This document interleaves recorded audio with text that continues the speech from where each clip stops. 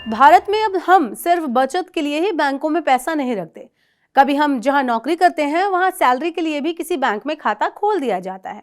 नौकरी बदली तो फिर एक नया खाता। इसके अलावा आज जिस बैंक से लोन लेते हैं वहां एक अलग से खाता खुल जाता है। ऐसा करते करते ना चाहते हुए भी एक आम नौकरी पेशा के 3 से 4 खाते खुल जाते हैं। अब जितने ज्यादा खाते उतनी ही हैंडलिंग की दिक्कत। ज्यादा दिन उपयोग नहीं किया तो खाता हो जाता है डोरमेंट। इसके अलावा खाता धारक की मृत्यु हो जाने या बीमार पड़ जाने या फिर आय का साधन छूटने या फिर शहर बदलने से भी खाते के डोरमेंट होने का खतरा बढ़ जाता है। लेकिन एक खाता अगर डोरमेंट हो जाए तो इसे वापस चालू करवाने में बहुत ही ज्यादा मुश्किल आती है। लेकिन अब ऐसा नहीं होगा। क्यों? क्योंकि रिजर्व बैंक ऑफ इंडिया ने निष्क्रिय यानी डोरमेंट खातों को दोबारा से शुरू करने की प्रक्रिया यानी प्रोसेस में ढील दी है। साथ ही वित्तीय धोखाधड़ी को रोकने के लिए नियमों में कुछ सख्त कार्रवाई भी की गई है, यानी कि नियमों को थोड़ा सख्त बनाया गया है ताकि निष्क्रिय खातों से कोई रकम ना निकाल सके। आइए इस वीडियो में मैं आपको बताती हूं कि निष्क्रिय पड़े खातों के लिए रिजर्व बैंक का नया नियम क्या है। इसके अलावा आपको बताऊंगी कि आपको अब खाते को चालू करने के लिए क्या करना होगा। इसके साथ ही जानेंगे कि रिजर्व बैंक ने मिनिमम बैलेंस को लेकर क्या राहत दी है। सबसे पहले निष्क्रिय खातों पर मिली राहत को मैं आपको बता देती हूँ। आरबीआई का कहना है कि अब निष्क्रिय खातों को दोबारा शुरू करने के लिए सिर्फ नो योर कस्टमर यानी केवाईसी डिटेल्स जमा करनी होंगी।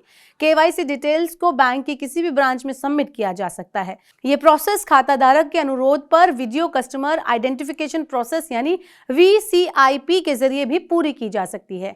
वीसीआईपी का फायदा बुजुर्ग और शारीरिक रूप से अक्षम लोग ज़्यादा अच्छे से उठा सकते हैं, उनके लिए ये बहुत काम का साबित हो सकता है। रिजर्व बैंक का कहना है कि बैंक किसी भी खाते को दोबारा सक्रिय करने यानी कि एक्टिव करने के लिए शुल्क नहीं वसूल सकते। ये प्रोसेस बिल्कुल भी फ्री होगा। रिजर्व बैंक का ये भी कहना है कि रिजर्व बैंक ने एक राहत मिनिमम बैलेंस को लेकर भी दी है। अगर कोई खाता निष्क्रिय हो गया है तो बैंक उसमें मिनिमम बैलेंस न रखने पर लगने वाली पेनल्टी भी नहीं लगा सकते। बैंकों को सेविंग अकाउंट पर ब्याज भी देते रहना होगा, चाहे वह निष्क्रिय क्यों ना हो जाए।